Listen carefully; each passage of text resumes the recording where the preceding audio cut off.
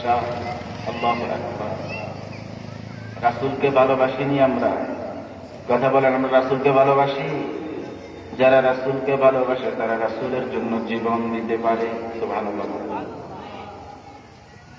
প্রিয় বন্ধুরা আমার, ভারতের এক নাস্তিক লেখক একটা বই লিখেছেন। ওই বইয়ের মধ্যে তিনি লিখেছেন মুহাম্মদ হলেন নারী লিপ্সু। নাউযুবিল্লাহ বলেন।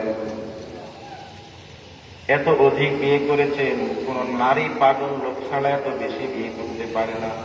নাউযুবিল্লাহ। এই লেখকের লেখনী সারা বিশ্বে ছড়িয়ে পড়ল, প্রতিবাদ শুরু হল। আফগানিস্তানের একজন মা, এই আওয়াজ তার কানের মধ্যে গেল যে ভারতের এক কুখ্যাত কুত্তা আমার রাসূলকে গালি দিয়েছে।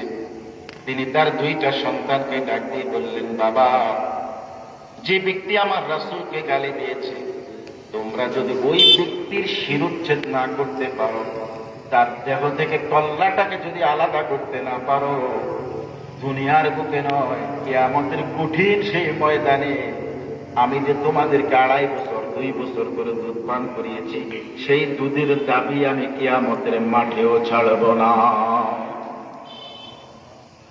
ওই যুবক, ওই তরুণ দুইটা ছেলে চলে গেলেন আফগান থেকে ভারতে। সুযোগ খুঁজতে লাগলেন, সুযোগ পেয়ে গেলেন। ওই লেখককে তারা তার মায়ের ওয়াদা মতো করে হত্যা করলেন। পুলিশ তাদেরকে গ্রেফতার করল। সমস্ত সাক্ষ্য প্রমাণের ভিত্তিতে আদালতের শুনানি চলছে।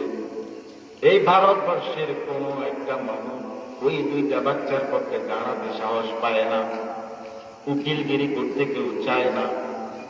একজন মানুষ ওই বাচ্চাদের পক্ষে শুনানি করার জন্য রাজি বলেন। কয়জন? সে একজন মানুষের নাম হল বাংলার বা শেরে বাংলা একে ফজলুল হক। নাম শুনছেন আপনারা? যাকে বাংলার ভাগ বলা। শেরে বাংলাকে ফজলুল হক জেলখানায় গেলেন। জেলখানায় গিয়া ওই দুইটা বাচ্চাকে বললেন, ও বাবারা, তোমরা এখনো ছোট,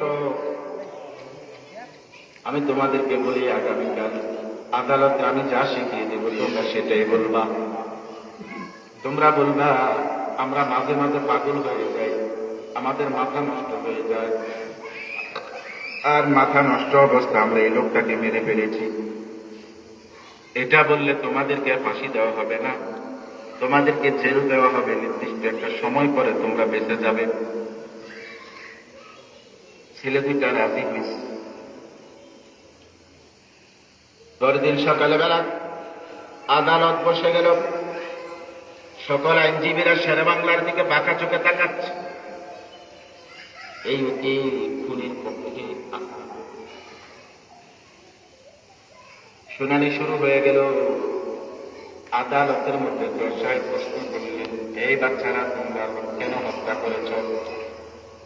বাচ্চা দুটা জবাব দিল, আমরা সজ্ঞানে স্ব-ইচ্ছায় মায়ের আদেশ পালন করার জন্য আল্লাহর রাসূলের দুশমনকে আমরা হত্যা করেছি। আল্লাহু আকবার। শেরে বাংলা একে ফজলুল হক হতবাক হয়ে গেলেন। রাতের বেলা কি পড়ালাম, সকালবেলা কি গীত গাইল,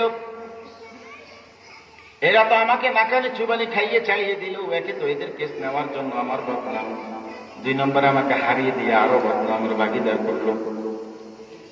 শেরে বাংলা তাদেরকে ডাক দিলেন, ও বাবারা, তোমরা তো ছোট, কি শিখাইলাম আর কি বললাম? ওই দুইটা সন্তান জবাব দিল, উকিল সাহেব, আপনি যখন চলে গেলেন আমরা ঘুমালাম, আর ঘুমের মধ্যে দেখলাম আমাদের প্রিয় নবী আমাদের নাম ধরে রেখে বলছে, তোমরা আসো, জান্নাতে বসে আমরা একসাথে নাস্তা খাবো।